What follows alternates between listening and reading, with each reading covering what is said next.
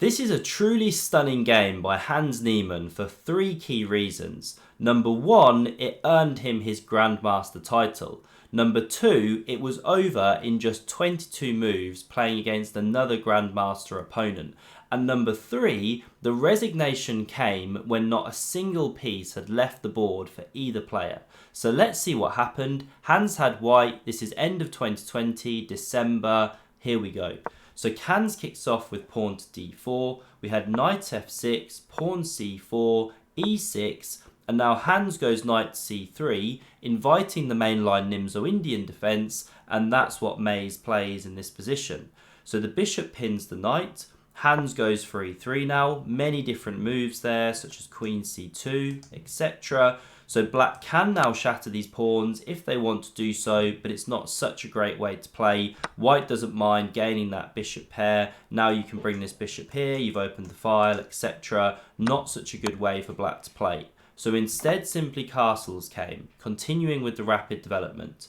Now we had bishop to d3, so Hans goes with the bishop first before this knight because he wants to bring it to e2, as we'll see.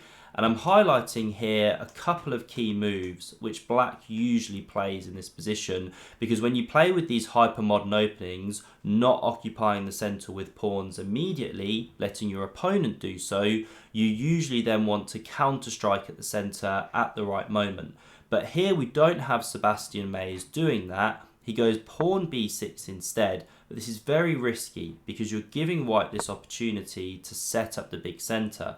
So Hans brings that knight to e2, we had bishop b7, and now a3 comes, ignoring the threat on this pawn, because if black captures here, knight recaptures, and then you take the pawn, well, the rook comes to g1, the bishop retreats, and white's getting a massive attack on the black king here.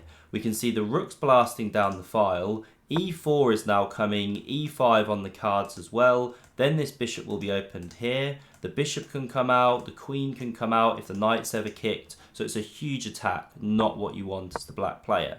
So that's why you can't take the pawn in this line here.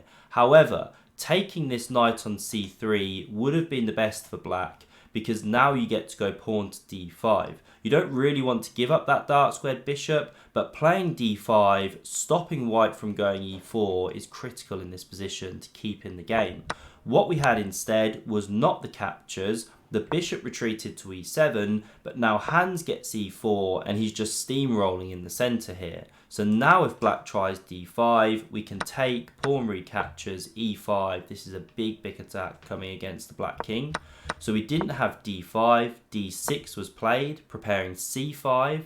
Hans now castles, pawn c5, and now d5 came, very logical, closing the centre, squashing this bishop, and looking to then attack black on the king side. And this next move really surprises me from a GM player.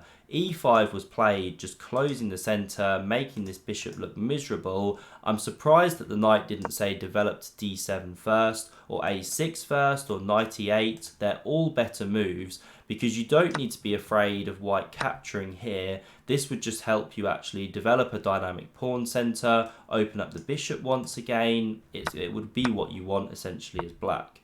So e5 was played, another mistake. Now knight to g3, looks at this newly weakened square, and the knight comes to e8. If you try and cover that square with g6, it's playable, but once again, very weakening, and now white has a nice bunch of choices of how to proceed. You could go f4 immediately, but you could even start with some h4, h5 stuff, just play f3, bit slower. Black's going to get slowly squeezed.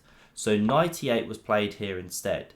It lets this knight come to f5, but now at least you've opened the bishop. Again, I'm surprised bishop g5 didn't come to trade off this bad bishop, but we had bishop f6 instead. g3 was now played, and now bishop to c8. Look at the miserable state of those black pieces. Only one piece developed beyond the last rank after 13 moves here. A recipe for disaster. So h4 now played by Hans. Really classy. Not pawn f4, because you don't really want to open this e5 square, open the bishop, maybe one day a knight comes and sits on e5, you're giving unnecessary counterplay. Now g6 came, very weakening move, not good, but it's tough for black to play. The knight comes in with check, king moves, and now king g2, another excellent move, preparing rook h1, h5, just very direct attacking ideas here. The bishop tucks back to g7, now pawn h5, and now g5 was played, a defensive move to close the position. It's not easy to actually find good moves here. I mean, say you tried something like knight d7 to just develop, just to give you a flavour of the attacking ideas. Well, the rook can come to the h-file, say a6, preparing b5. These are all top engine moves.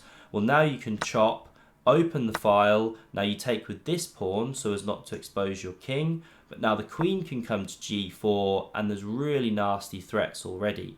Queen f6 is best to cover this pawn.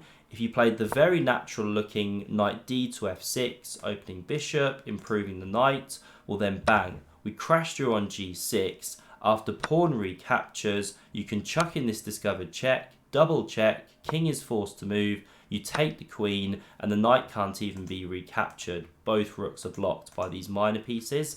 So just a sample line there to kind of show you the problems if black just tried to sit on the position. So instead g5 was played, trying to blunt that bishop, etc. The knight hops back to g4, and so it's setting up ideas now of pushing this pawn onto h6. Now black wants h6, but doesn't do it immediately. First this queen came here, hitting the knight, another pretty ugly move by black though.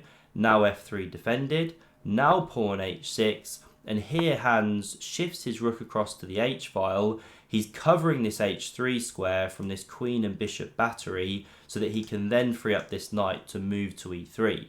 a6 now played by black. The knight came to e3, looking again at this juicy square.